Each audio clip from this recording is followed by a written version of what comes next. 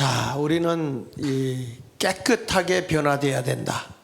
우리의 마음도 생각도 행동도 변화되는 사람이 되었을 때, 특별히 죄로 인해서 허물 많았던 사람이 죄의 사함을 받고 깨끗한 사람이 됐을 때는 하나님이 우리를 기뻐하세요. 그렇지만 우리가 깨끗하지 않고 형식만 예배드리잖아요. 그럼 예배드릴 때 하나님은 그 예배를 받지 않는다고요. 우리 하나님께 예배가 온전히 드려지는 삶이 되어야 할 줄로 믿습니다. 성경 말씀 오늘 말라기 3장 4절을 보니까 이런 말씀이 나오죠. 그때에 이렇게 말해요. 그때가 어느 때냐? 우리가 하나님 앞에서 깨끗한 자가 되었을 때, 하나님이 우리를 연단하고 훈련시켜서 정화된 사람이 되었을 때는 유다와 예루살렘의 봉헌물이 옛날과 고대와 같이 나 여호와께 기쁨이 된다. 여러분, 우리가 하나님 앞에 예물을 드리는데 하나님이 기뻐해야 될 거 아니에요? 그런데 내가 깨끗한 상태로 예배가 되지 않으면 하나님이 그 예물도 안 받아요. 우리 이사야서 1장 11절로 13절에 있는 말씀을 보면요, 거기 같이 한번 읽어보겠습니다. 이사야서 1장 11절에 시작. 여호와께서 말씀하시되 너희의 무수한 재물에 내게 무엇이 유익하뇨? 나는 순양의 번제와 살찐 짐승의 기름에 배불렀고 나는 수송아지나 어린 양이나 수염소의 피를 기뻐하지 아니하노라. 너희가 내 앞에 보이러 오니 이것을 누가 너희에게 요구하였느냐? 내 마당만 밟을 뿐이니라. 13절. 헛된 재물을 다시 가져오지 말라. 분향은 내가 가증히 여기는 바요, 월삭과 안식일과 대하로 모이는 것도 그러하니 성회와 아울러 악을 행하는 것을 내가 견디지 못하겠노라. 오늘 성경에 보면 내가 깨끗한 사람이 되지 아니하고 그냥 와서 예배드리고 하나님께 예물 드려도 하나님이 괴롭다는 거야. 왜? 너희가 악을 행하고 하나님께 기쁨이 되는 삶을 살지 않으니까 나는 그거에 대해서 차마 못 보겠다, 이렇게 말씀하는 거거든요. 그래서 우리는 신앙생활할 때 늘 먼저 회개부터 하고 내 마음이 하나님 앞에 온전히 드려져야 되는 거예요. 그러니까 우리 하나님이 소돔과 고모라 성이 의인 10사람이 없어서 멸망한 이유가 뭐냐? 하나님 앞에 우리가 깨끗한 마음을 가지고 순수하게 하나님을 영화롭게 해야 우리 하나님의 그 예물을 받는다는 거예요. 근데 이 사람들이 무슨 짓을 했는가 보겠습니다. 거기 다시 한번 말라기 3장 4절에 보니까 그때에 유다와 예루살렘의 봉헌물이 옛날과 고대와 같이 나 여호와께 기쁨이 되려니와. 왜냐하면 우리가 정화되고 깨끗하게 회개한 자가 됐을 땐 하나님이 기쁨이 돼요. 그런데 내가 만약에 회개하지 않고 죄를 범하면 하나님은 심판이에요. 보세요. 내가 심판하러 너희에게 임할 것이라. 자, 우리 주님이 오신다면 여러분들을 볼 때 하나님이 기쁨이 돼야 되겠어? 하나님이 심판하러 와야 되겠어요? 김대 목사 일로 와. 그래가지고 두들겨 패면 이게 안 되잖아. 아이고, 내 사랑하는 아들아, 내 기뻐하는 자야, 이렇게 칭찬받아야 될 거 아니에요. 그럼 어떤 자를 하나님이 심판하느냐? 거기 보세요. 점치는 자에게 와. 그렇죠? 하나님은요, 이 점하는 자가 뭐냐면 운명론, 운수신을 따르는 자들이란 말이야. 여러분, 우리 기독교는요 절대 팔자 종교가 아니야. 뭐 내 운명인데 내 운수가 그래서 그래. 그 예수 믿는 사람은 운명론이나 운을 따져서는 안 돼요. 모든 주권은 하나님의 섭리야. 하나님의 계획 속에서 나를 인도하고 있는 거예요. 그래서 세상에 되어지는 것은 절대 우연이 없어요. 다 누가 나를 주관하신다? 하나님이 날 주관하시고 날 인도하세요. 근데 내가 점치고 앉았으면 하나님이 기뻐할까? 근데 여기 점 보러 가는 사람 혹 있지 않아? 없어? 그 무슨 일이 있어도 점은 안 봐도 또 내 팔자가 원래 그런데 여러분, 기독교는 팔자를 십자가로 고치는 거야. 교회는 팔자가 없어. 어떤 사람이 가서 야, 교회 가면 팔자 고치냐 그러면 반드시 얘기하세요. 우린 고쳐 그러셔야 돼. 우리는 팔자 타령하는 데가 아니야. 우리는 십자가는 있어도 팔자는 없어요. 근데 이건 있다. 팔자를 옆으로 쓰러뜨려 놓으면 무한대요. 무한대. 무한대로 하나님의 복은 주어도 어디에 이렇게 갇혀있질 않아요. 그래서 하나님이 심판하는 사람은 점하는 자, 그 다음에 뭐라냐면 간음하는 자. 하나님 앞에 온전한 삶을 살아야 되는데 간음하고 살아서는 안 된다. 그 다음에 뭐라고 그랬어요? 거짓 맹세하는 자. 하나님 앞에 이렇게 하겠습니다 약속하고 하나님 앞에 약속하고 지키지 않는 거. 하나님은요 약속을 했으면 뭐라고 하는지 아세요? 해로울지라도 지키라고 그랬어. 하나님과 약속을 했으면 해로울지라도 지켜라. 이게 성경이야. 만약에 하나님 앞에 약속을 안 지키면 하나님은 어떻게 해서든지 우리의 약속을 받아내고 말한단 말이야.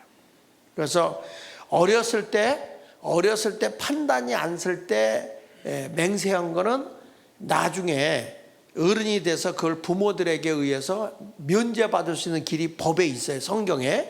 그러나 장성해가지고 약속하고 안 지키는 건 하나님이 용납하지 않아요. 거짓 맹세하는 자에게와 그 다음에 품꾼의 삭에 대하여 억울하게 하며, 그러니까 삭을 안 주고 떼어먹는 사람 있잖아. 일 시켜놓고. 그러니까 이거에 대해서 억울하게 하는 자, 그 다음에 과부와 고아를 압제하는 자. 이 시대는요 여자들이 일을 할 수 없는 시대이기 때문에 남편이 없으면 이 과부와 고아라고 인정했어요. 엄마가 있어도 고아로 인정했어요. 그래서 성경에 보면 과부와 고아가 꼭 같이 나와요. 그러니까 왜 그러냐면 남자만이 일해서 생활력을 갖다 줄 수 있어요. 지금 시대하고는 다르죠. 그때는 이 얘기를 그렇게 하는 거예요. 그래서 이 가난한 자를 억울하게 하거나 나그네를, 그러니까 지나가는 나그네를 억울하게 하며 나를 경외하는 하지 아니하는 자들에게 속히 증언하리라. 이렇게 말씀했어요. 누구의 말이라고 그랬죠? 만군의 여호와의 말이니라. 그래서 나 여호와는 변하지 아니하나니 그러므로 야곱의 자손들아 너희가 소멸되지 아니하느니라. 그러니까 우리 하나님은 변함이 없어요. 내가 변하는 것이지.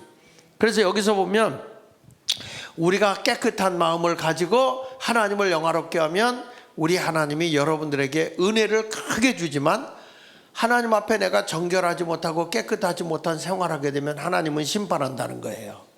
이 하나님은 변함이 없다는 걸 기억해야 할 것입니다. 그래서 성도들은 온전한 하나님의 기쁨이 되는 예배를 드리기 위해서는 하나님께로 돌아와야 돼. 탕자가 잘못된 길로 갔다가 아버지 품 안으로 죄인된 모습으로 회개하는 마음으로 돌아왔을 때 아버지가 기꺼이 기쁨으로 영접해 주잖아요. 그러나 집안에 있는 아들은, 큰아들은 비판이나 하고 판단이나 하지 용서가 없어요.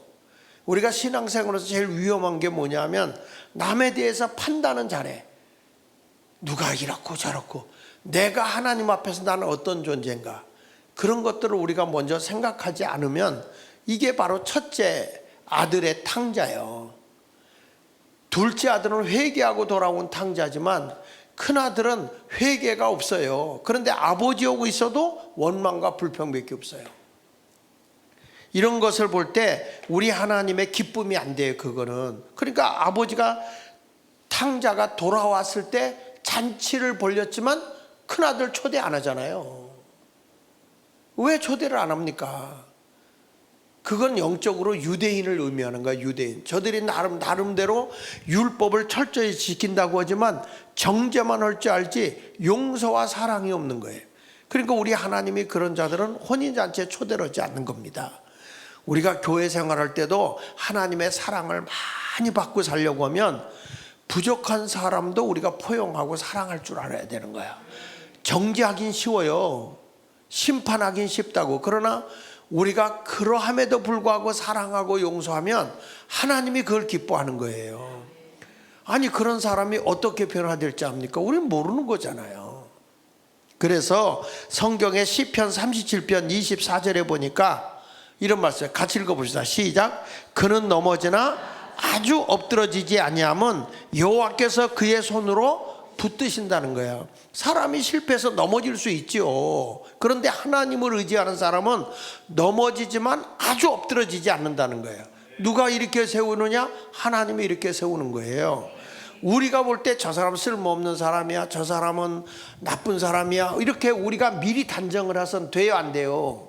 안 돼요. 왜냐하면 천하보다 한 영혼을 귀하게 여기기 때문에. 우리 주님은요, 거린도 구원하신 하나님이잖아요. 우편의 강도까지도 주님이 마지막 순간에 구원하잖아요. 그러니까 이런 것을 보면 우리는 너무 쉽게 남을 정죄하고 너무 쉽게 사람을 심판해요. 분명히 주님이 뭐라고 그래요?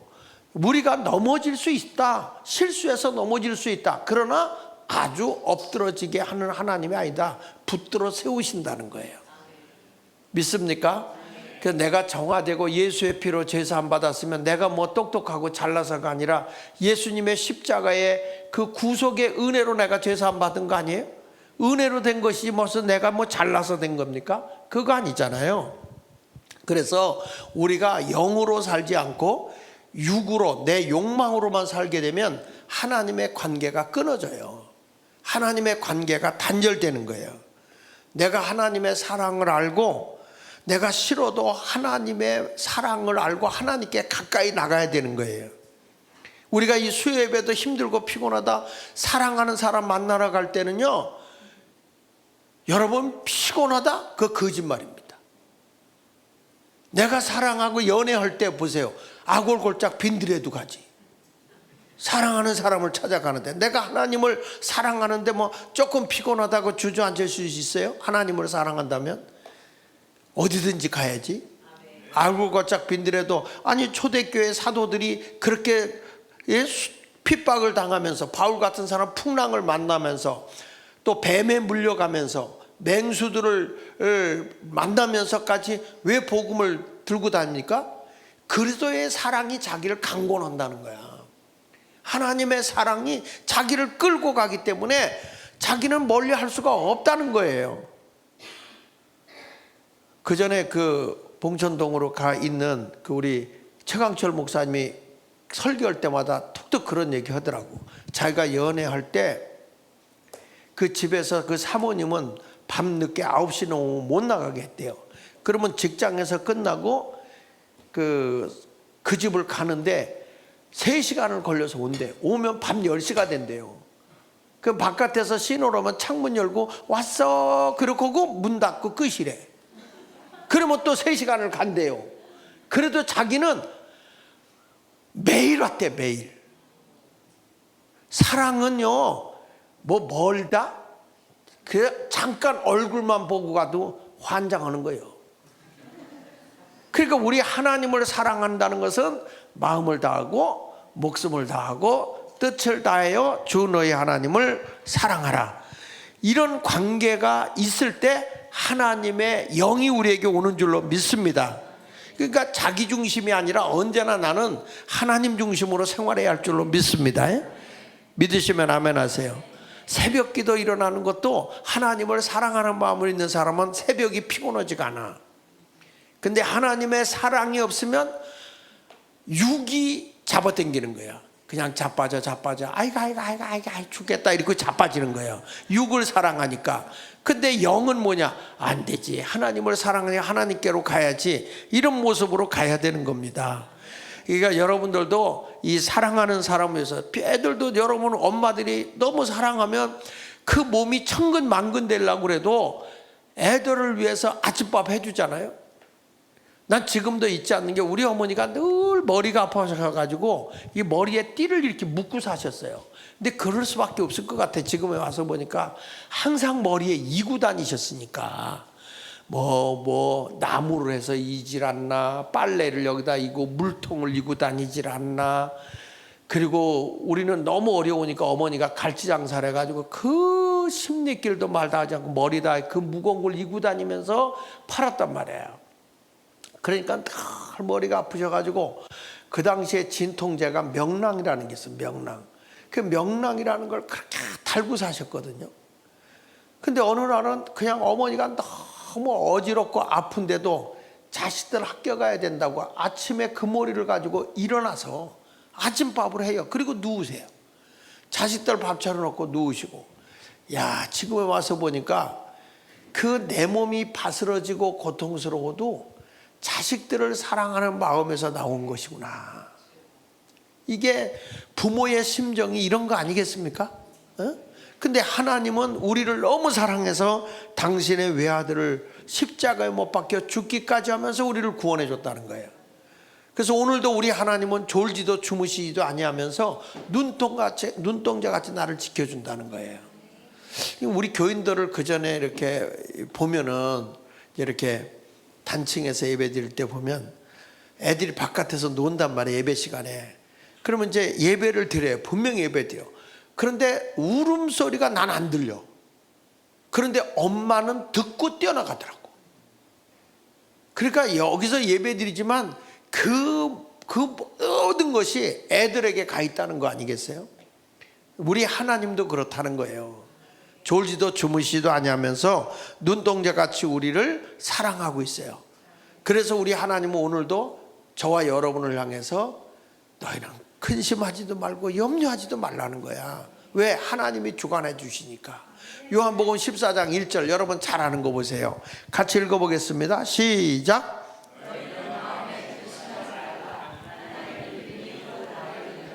제자들이 예수님을 죽어라 쫓아다녔거든. 배와 그물을 버려두고 부모, 고향, 산천 다 떠나서 예수님을 따라서 왔는데 3년 거의 다 되고 나니까 나 이제 십자가에서 죽으러 간다, 이 얘기를 하시는 거야.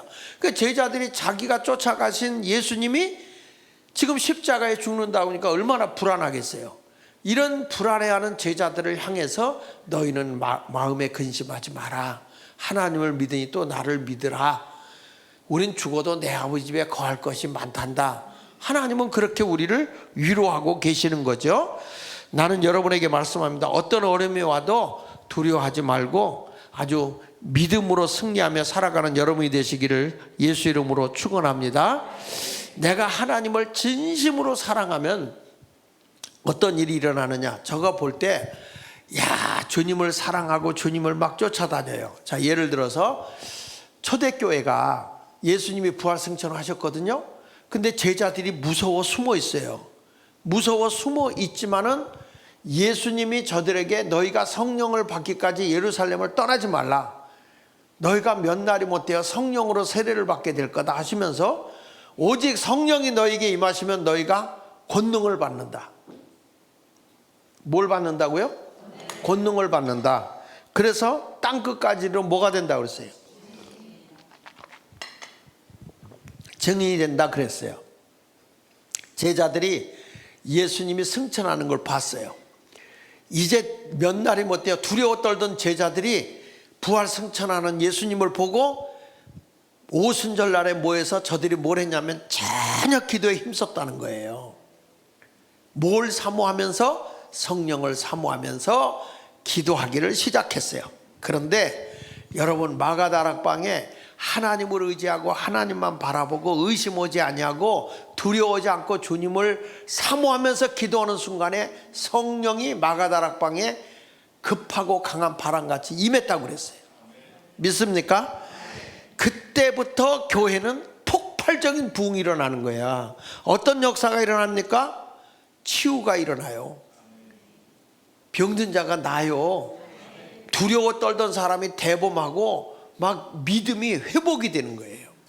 성령이 우리에게 오잖아요. 내 마음이 깨끗해가지고 정결한 사람이 된 다음에 주님 앞에 전심으로 기도하면 우리 하나님이 부흥을 일으켜주는데 성령이 우리 심령에 임하는 순간부터 능력자가 되게 한다는 거예요. 그래서 오늘도 내가 회개하고 주님만 바라보고 전심으로 기도할 때 병든 몸이 치유되고 귀신이 쫓겨가고 여러분 모든 것이 회복되는 역사가 임하게 될 줄로 믿습니다. 야, 초대교회 사도행전 2장 13절에 보니까 성령이 임했는데 입에서 막 방언이 터져 나오지, 막 몸에 진동이 오지. 그러니까 그들을 보고 뭐라고 합니까? 어떤 이들은 조롱하여 이르되 뭐라고 그러냐면 2장 13절에 보니까 그들이 새술에 취하였다. 아주 취하긴 취했는데 일반 술하고 달라. 성령의 새술이야. 막 우리도 성령 받아 막 턱도 떨고 방언도 하잖아요. 몸도 떨고 진동도 하잖아요. 근데 여러분, 우리가 성령으로 진동하다 보면 신경통도 낫고 관절염도 낫고 디스크도 낫고 이 하나님의 역사가 붙은 것이다. 악의 세력은 떨어지게 되는 것을 믿어야 돼요. 믿습니까? 사도 바울이 에베소 교회에 딱 가본 거야. 아니 에베소 교회에 가보니까 이 교회가 아볼로가 그 교회를 갑자기 그만두고 에베소 교회를 그만두고 이제 바울이 그 교회를 내려왔는데 바울이 와서 보니까 말도 많고 탈도 많고 따지는 거예요. 왜냐하면 이성적으로 교회가 떼굴떼굴 굴러갔으니까. 그래서 바울이 그들에게 물은 겁니다. 야, 그 사도행전 19장 2절에 보면 너희가 믿을 때 성령 받았냐? 너희가 믿을 때 성령을 받았냐? 그랬더니 그들이 하는 말이 우린 성령이 있다는 얘기도 들어보지 못했다는 거야. 그러니까 이 교회는 전부 다 이성적으로 세상적인 지식 갖고 하는 거예요. 성령이 없으면요 인간의 의지로 살아가니까 안 되는 거야. 지금도 이 자리에 왔을 때 성령의 사람은 문제가 있으면 주님께 맡겨버려. 근데 아멘도 그렇게 약하게 안 해. 모든 걸 주님께 맡긴다니까요. 그런데 어떤 사람은 그걸 맡기는 게 아니라 이성이 나를 지배하니까 아유 뭐 이거 아프다고 뭐 그냥 이렇게 있다고 되겠어? 딴 거 가지 이런 생각을 한다는 거죠. 그래서 바울이 하도 답답하니까 너희가 믿을 때 성령을 받았느냐? 그러니까 성령을 들어보지도 못했다 이렇게 말하니까 그러면 너희가 믿을 때 무슨 세례를 받았냐? 이렇게 물어보니까 요한의 세례만 받았다는 거야. 요한의 세례가 뭐죠? 죄만 깨우쳐주는 거야. 죄를 용서할 수 없어요. 여러분 예수님의 세례는 죄 사함의 증표야. 근데 세례 요한의 세례는 뭐냐면 죄를 깨우쳐 줄 뿐이지 죄 사함을 못해. 그래서 율법으로는 죄를 깨닫게 할 뿐이야. 그 죄가 용서받는 길이 없어요. 죄를 용서받는 것은 오직 예수 그리스도의 보혈의 공로만이 내 죄를 사해 줄 수 있어요. 잘 들으세요. 죄는 깨달아서 사함받는 게 아니에요. 여러분들이 예수 그리스도께서 내 허물과 죄를 위해서 십자가에 죽었다는 사실을 내가 믿고 받아들일 때 내 죄사함이 예수의 십자가의 죽음 앞에 죄의 사람이 죽은 거예요. 그래서 용서받는 거야. 그래서 세례 요한의 세례와 예수님의 세례는 같아요, 달라요? 다른 겁니다. 그래서 이 바울이 저들이 무슨 세례만 받았냐 했더니 요한의 세례만 받았다고 하니까 예수 이름으로 다시 세례를 주잖아요. 사도행전 19장에 보면 예수의 세례를 다시 줘요. 그리고 다시 주고 저들을 위해 기도할 때 성령이 임했다는 거예요. 믿습니까? 그래서 자 오늘도 여러분 내가 성령을 알지 못합니다 하는 사람이 되어서는 안 되고 예수 그리스도의 보혈의 피로써 은혜로 죄사함을 받고 오늘 여러분들이 사모하는 마음으로 성령을 구하면 깨끗한 마음을 가진 자에게는 하나님을 기쁘게 한다 그랬잖아요. 그 이런 사람들은 하나님이 변하지 않고 오늘도 성령의 능력을 주어서 병든 몸은 치유하시고 다시 병든 몸은 치유하시고 무능한 자에게는 능력을 주시고 그래서 하나님이 세상을 능히 이기도록 살아가게 해준다. 이걸 믿어야 될 줄로 믿습니다. 이성의 지배를 받지 말고 성령의 지배를 받는 여러분이 되기 위해서 죄사함을 받아야 할 줄로 믿습니다. 한국교회가요 1907년도까지만 해도 우리나라가 이 성령이 임하기 전이었기 때문에 굉장히 영적으로 황폐한 지역이 한국이었습니다. 그때 하디 선교사가 한국에 와서 복음을 전했어요. 교회를 다니면서 교회가 여기저기 세워지니까 순회하면서 저들에게 말씀을 전하고 하나님의 말씀대로 살게 했어요. 그런데 하디 선교사가 교회 동네마다 교회에 세워진 데를 다니면서 이렇게 선교를 하다 보고 와서는 돌아와서는 그냥 예배당에 앉아서 바닥을 치며 통곡하고 울었다는 거예요. 하디 선교사가. 왜 그러냐?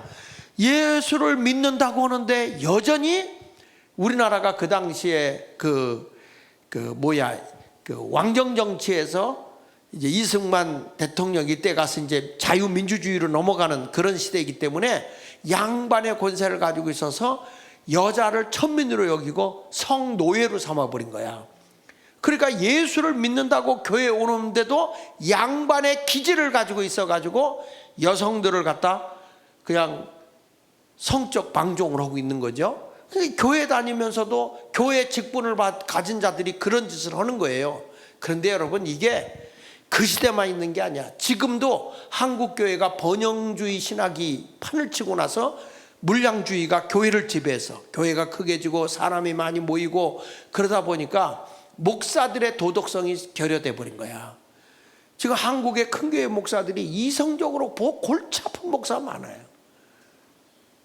지금 제가 아는 어느 목사는 기자들이 재산을 조사하고 있대요. 그러니까 이게 뭐냐면 예수를 믿는다고 하지만 교회가 회개해야 할 일이 지금 생겼다 이거예요. 근데 그 당시에 1907년도부터 하디 선교사가 그렇게 울었다는 거야. 왜? 교회가 보니까 예수 믿는 사람이 여전히 옛 구습을 못 끊어버리는 거예요. 누구든지 그리스도 안에 있으면 새로운 피조물이 돼야 되는데 옛것이 지나가야 되는데 그대로 있는 거예요.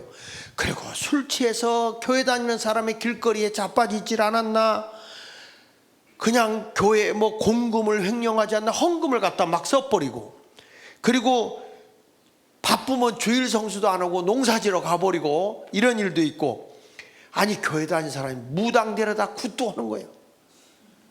아니 여러분, 이게요, 제가 어저께 인천에 이렇게 신방을 갔는데 시장 통안을 들어가게 됐는데 보니까 시장 안에 가니까 딱 입구에 들어가자마자 그냥 무당집이야. 딱 보이는 게. 그래서 내가 옛날 중앙시장 안에서 목회하던 그 생각이 나더라니까요. 여러분, 이런 일들이 교회 안에서 일어나는 걸 보고 하디 선교사가 가슴을 친 거예요. 그러니까 한국 교회가 그렇게 선교사들이 많이 오고 복음을 전하고 그러고 평신도 지도자들을 세워놓고 했지만은 저들에게 회개의 영이 정화되지 않는 거야. 변화가 일어나지 않는 거예요. 그러다가 한국 교회에 교우들 간에도 막 싸움이 터지고 네가 잘났니 내가 잘났니 이게 막 싸움이 터지는 거예요. 그때에 이 하디 선교사가 선교사님들끼리도 그 당시에 뭐 막 갈등이 많은 거죠. 그래서 선교사들을 모으고 그 다음에 한국의 교회 지도자들을 다 모아놓고 회개운동을 한 겁니다. 회개운동. 우리가 회개하지 않으면 한국이라는 나라의 교회가 바로 설 수 없다. 우리끼리 싸우고 있는데 교인들끼리 미워하지 않겠느냐, 교인들끼리 싸우지 않겠냐.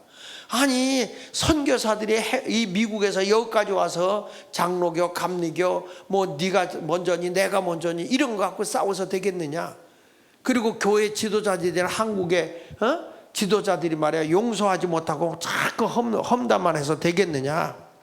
그러면서 회개운동을 하는 거예요. 그때 한국에 무슨 역사가 일어나냐면 회개의 통곡의 역사가 일어나기 시작하는 거예요. 한국에. 여러분, 교인들끼리 미워하던 사람들이 가슴을 치며 회개하고요, 내가 이런 죄를 범했다고 공개적으로 얘기를 하고, 이러다 보니까 1907년 이 회개운동이 일어나고 난 뒤부터 어떤 일이냐면 술집이 문을 닫는 일. 교회 다니던 사람들이 술집 장사도 했거든. 술 장사도. 근데 그런 거 문을 닫고 우상 숭배가 멈춰지고 술과 마약이 끊어지고. 그러니까 한국에서 여러분 담배 같은 것도 못하게 했잖아요. 교회가 술도 못하게 하고 노름도 못하게 하고. 아니 내가 우리 교회 개척했을 때도 우리 교회 그 두 여자를 데리고 사는 사람이 있었잖아요. 법무인하고 첩하고.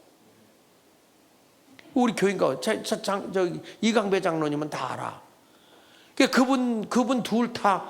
근데 큰 그 아내가 너무너무 착해. 근데 둘째는 엄청 싸나워.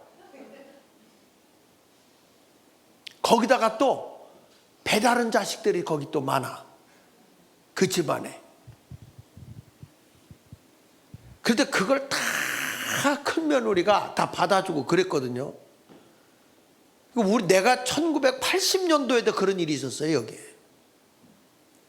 자, 이렇게 했는데 저들이 막 회개 역사가 일어나고 가슴을 치고 막 통곡하는데 어떤 일이 벌어졌냐? 성령이 대한민국을 강타하기 시작한 거예요. 그때 성령운동이 일어나기 시작합니다.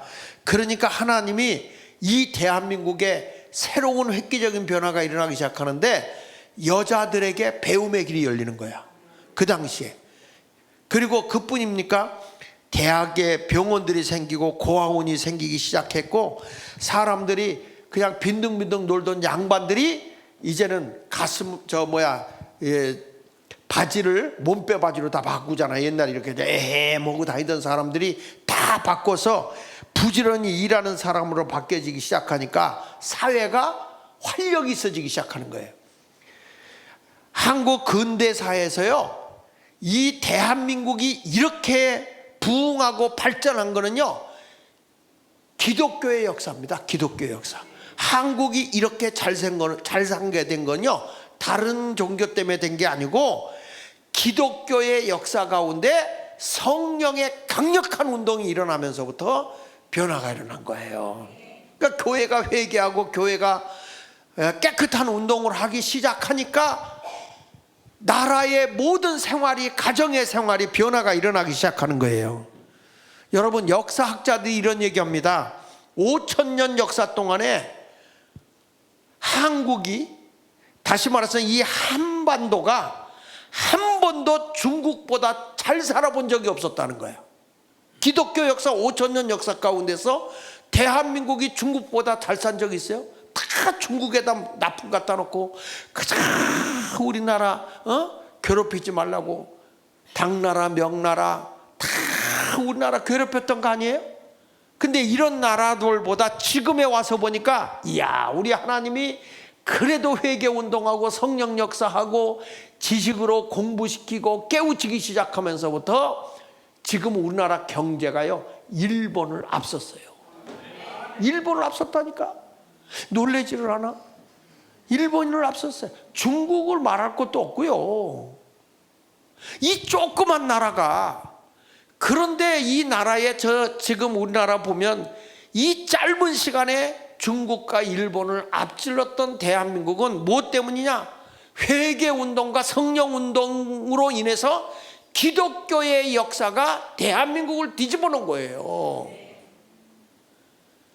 근데 왜 아멘이 현찮냐고요?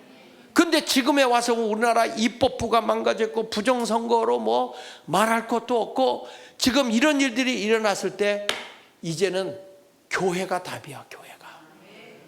교회가 네가 잘났니 나가 잘났니 싸울 때가 아니고 그저 하나님 앞에 회개하고 우리 탓입니다 내 탓입니다 하고 회개하게 되면 우리 하나님이 대한민국을 다시 한번 정화시켜 놓고 하나님의 강력한 성령의 능력이 나타나게 될 줄로 믿습니다. 그 보세요. 이렇게 우리 하나님의 성령의 역사로 한국이 이런 변화를 가져왔다. 뭘로 됐느냐? 우리 지식으로 됐어요? 아닙니다. 성령의 강력한 역사가 국민을 깨운 겁니다. 도덕적으로 부패되고 타락한 것을 바로 잡아준 거예요.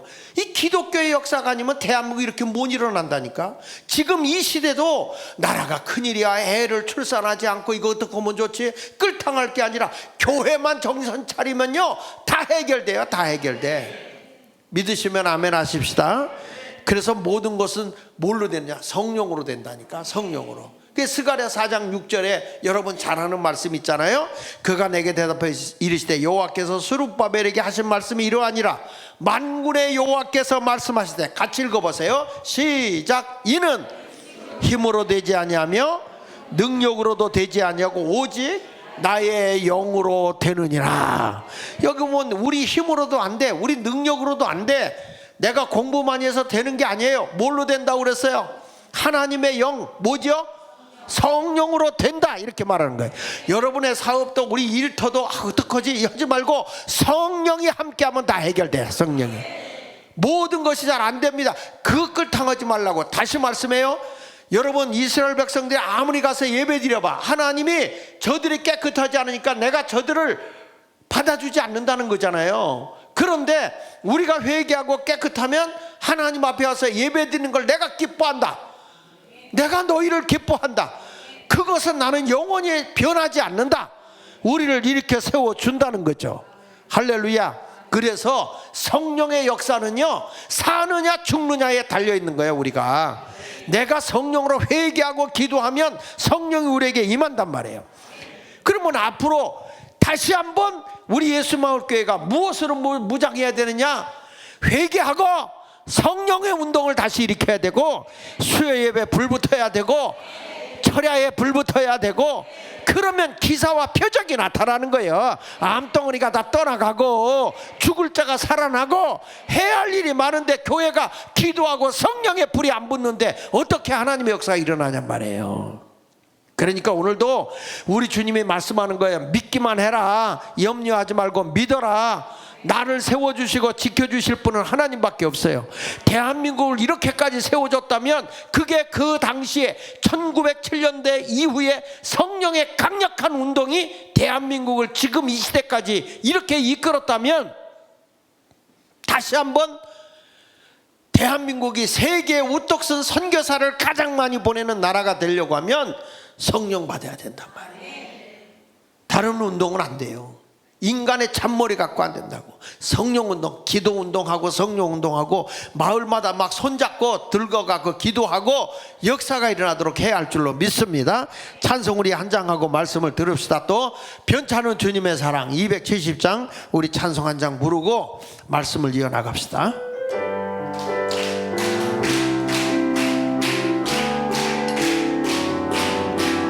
변찮은 주님의 사랑과 거룩한 할렐루야, 우리 다 찬양을 합시다. 주님을 할렐루야. 예수는 우리를 깨끗게 하시는 조세니 주여 주여 그의 앞에 우리를 눈보다 더 이게 하셨네. 우리를 깨끗게 한 피는 무궁한 생명의 구원을 받은 자 하나님 찬양. 예수로 우리를 깨끗게 하시는 조세 그의 앞에 우리를 눈보다 더 이게 하셨네. 주님의 거룩한 보혈을 담대히 싸우며 나가세. 주여 주여 천국에 들어갈 예수로 우리를 깨끗게 하시는 저세 그의 앞에 우리를 눈보다 더 이게 하시. 십자가 단단히 붙잡고 주여 주여 할렐루야. 머리에 면류관 쓰고서 주 앞에 예수는 우리를 할렐루야 깨끗게 하시는 주시니 그의 앞에 우리를 눈보다 더 이게 하셨네. 십자가 단단히 붙잡고 날마다 이기며 나가세. 머리에 면류관 쓰고서 주여 주여 주 앞에 찬양. 예수로 우리를 할렐루야 깨끗게 하시는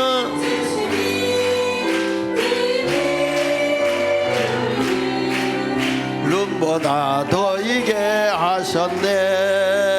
할렐루야. 예수의 피로 깨끗하게 됐으면 이제는 여러분이 오늘 이걸 가지고 기도해야 돼. 성령 충만만이 내가 살 길이다. 충만이라는 건 뭐냐면 빈 그릇에 가득 채우는 게 충만이야. 지금 여기에 컵에다가 물을 부어서 이게 차고 넘쳐서 바깥으로 나오면 이게 충만이야. 그러니까 성령 충만이라는 건 나를 비워야 돼. 하나님의 영으로 가득히 채워지려고 하면 내 생각, 내 염려, 근심, 계획, 소원 다 내려놓고 주의 영을 나에게 부어 주옵소서. 내 마음에 성령으로 가득히 채워 주시옵소서. 믿습니까? 믿습니까? 여러분, 우리 엘리야가 먹을 게 없을 때 나인성의 과부가 굶어 죽게 됐을 때도 거기에 빈 그릇 엘리사가 거기 갔는데 먹을 것도 없다는 거예요. 여기가 다 굶어 죽게 된다는 거예요. 그런데 그것을 채워주는 겁니다. 없는 데서 채워주는 겁니다. 하나님의 역사는 그거야. 아니, 생각해 보세요. 엘리야가 갔을 때 그 사르밧 과부도 마지막 먹고 죽으려고 했잖아요. 마지막 먹고 죽을 수밖에 없는데 두려워하지 말고 나를 위해 내놔라. 그러니까 자기 걸 비워놓으니까 거기에 양식이 떨어지지 않는 기적이 일어난다니까요. 하나님의 말씀을 의지하고 나를 비우는 거야. 내 아집, 이거 없으면 내가 큰일 나는데, 이거 없으면 내가 어떻게 됐지? 이렇게 걱정이 될 때 그때 주의 말씀을 떠오르고 나는 버리는 거예요. 나는 내 계획이 아니라 하나님의 계획으로 이루어지길 원합니다 하고 간절히 기도하면요, 하나님의 영으로 내게 채워져요. 하나님의 영이 내게 채워주는 순간에 신비한 경험이 일어나게 되는데 거기서 표적과 기사가 막 따라오게 된다는 거죠. 그러니까 나는 성경의 사건을 보면 다 뭐 엘리야가 능력이 많았다, 엘리사가 능력이 많았다. 엘리사가 능력이 많은 게 아니고 성령이 내 안에서 역사한 거예요. 그 시대에 초대교회도 마찬가지고. 아니 여러분, 예수님의 제자들이 그렇게 능력이 많고 잘난 사람입니까? 아니에요. 다 배우지 못하고 어부 출신이고 그 당시에 죄인이라고 사람이 천민으로 여기는 세리들이고 이런 사람들이었어요. 그런데 하나님이 그렇게 세상에서 아웃사이드 당하고 멸시당하는 사람이지만 그들에게 하나님이 자기를 비우고 성령을 사모하는 마음으로 기도하다 보니까 성령 충만함으로 채워주는 순간에 하나님의 능력이 나타나는 거야. 지금 말씀한 것처럼 내 힘으로 내 능력으로 안 되는 것도 하나님의 영으로 된다고 그랬잖아. 된다고. 성령으로 되는 거예요. 지금 어떤 문제가 생겼다, 어떻게 하면 좋지, 안절부절하지 말고 이때일수록 강력하게 하나님 역사하여 주시옵소서, 하나님의 능력이 내게 나타나게 하여 주옵소서 하고 성령을 사모하는 자가 되시기를 축원합니다. 우리가 보면 답답하고 왜 일이 안 될까? 그러면 여러분들에게 묶여있는 것들이 있어. 그래서 우리 은사팀들이 여러분들을 위해서 기도해 줄 때 잘못된 거 회개하고 나를 비우고 저들의 성령 충만함이 같이 기도할 때 성령 충만함이 나타나거든.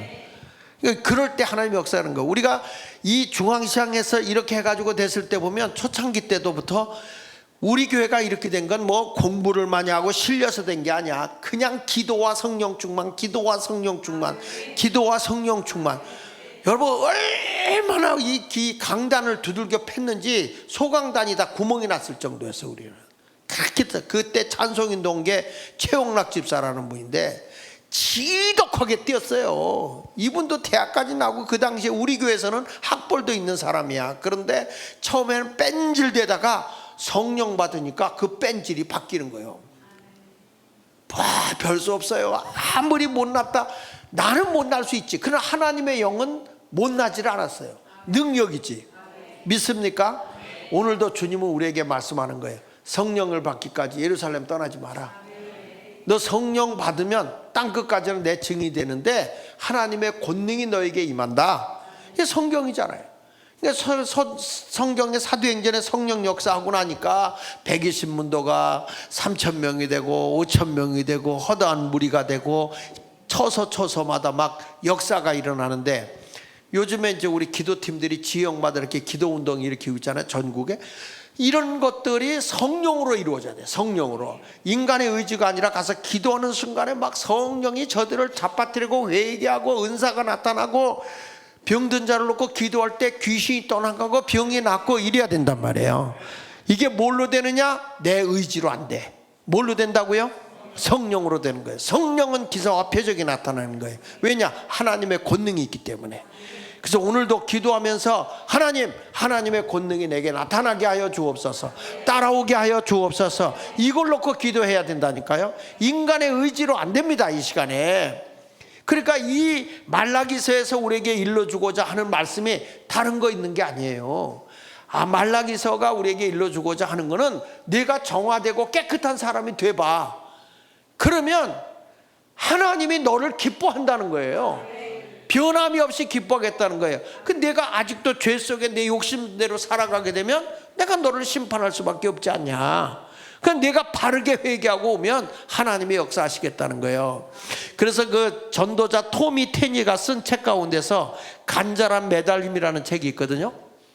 근데 이 간절한 매달림이라는 책에서 이런 말을 했어요. 과거 하나님은 경비행기가 착륙하는 것처럼 이 땅에 성령의 능력으로 임했지만, 과거에는 그저 이렇게 작은 비행기가 착륙하는 것 같이 돼 있었지만, 지금은 보잉기 747 전보 여객기가 우리 머리 위로 순회 중이래. 이분이 쓴 거예요. 그게 무슨 얘기냐면 하나님의 어마어마한 능력이 내 머리 위에서 운행하고 있다는 거예요. 예? 그러니까 오늘도 교회 안과 밖 저 강력한 충격을 줄 정도로 놀라운 성령의 임재할 장소를 찾고 있다는 거예요. 지금도 주님은 옛날에는 작은 능력을 가지고 찾아왔다면 이제는 747 비행기를 가지고 찾아온다는 거야. 오늘 사모만 하라는 거야. 사모만 하라. 어떤 것에 그런 일이 임할 것인가? 내가 빈 그릇이 돼서 주님을 찾으면 빈 곳에 성령으로 어마어마한 능력으로 부어주겠다, 이렇게 말씀한 거예요. 자, 오늘도 하나님은 여러분을 쓰기를 원하세요. 오늘도 하나님은 여러분들과 함께 하기를 원하세요. 어떤 문제를 가지고 지금 낙심하지 말고 성령으로 이 시간에 나와 함께 해 주십시오. 간절히 기도하는 이 시간이 되시기를 축원합니다. 축원합니다.